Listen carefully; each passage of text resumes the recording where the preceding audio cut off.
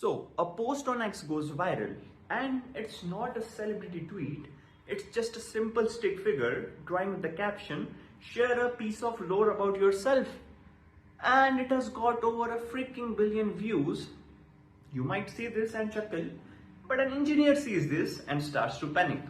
You ask why, right? Because that view counter is likely a signed 32-bit integer and it's about to hit its maximum value.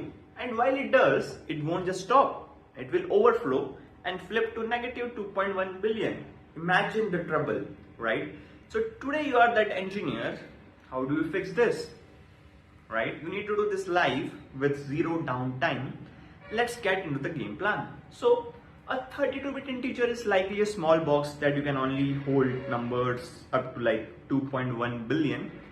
But when it gets full, it breaks. This is called integer overflow, and it's a classic bug that has caused real world failures, from broken games to crashing rockets, right? So the solution is to move our view count to a much bigger box, a 64-bit integer or big int, right? And a big int can hold a number up to 9 quintillion, and that should hold us for a while.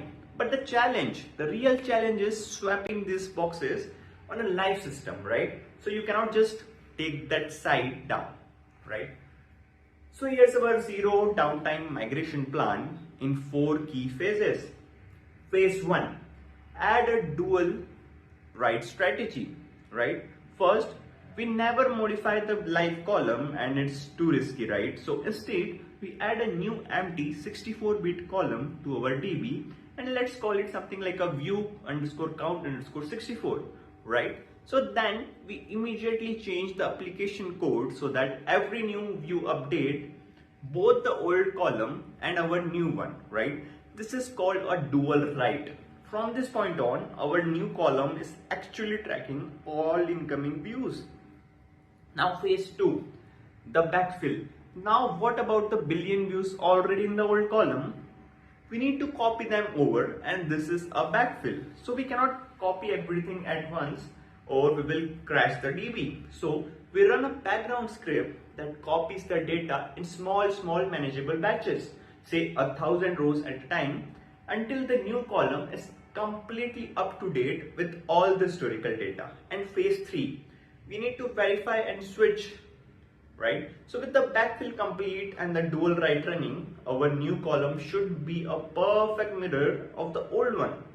So we run scripts to verify this, and once we have 100% confidence, it's time for the final move. We deploy one last tiny code change and we tell the application to start running from the new 64-bit column. And because we are so careful, the result is beautifully boring. The switch is seamless. The view counter on the viral post ticks right past the old limit, and no one ever knows there was a crisis, right? But here is phase 4, the cleanup. After monitoring to ensure everything is stable, we can remove the dual write logic from our code and finally drop the old 32-bit column from the DB. This migration is now complete, right? So what started as a viral stick figure turned into a high-stakes engineering puzzle. This dual write and backfill strategy is a core technique for keeping the services you use running smoothly during major upgrades. Thank you for watching, and it's the invisible engineering that usually prevents public disasters.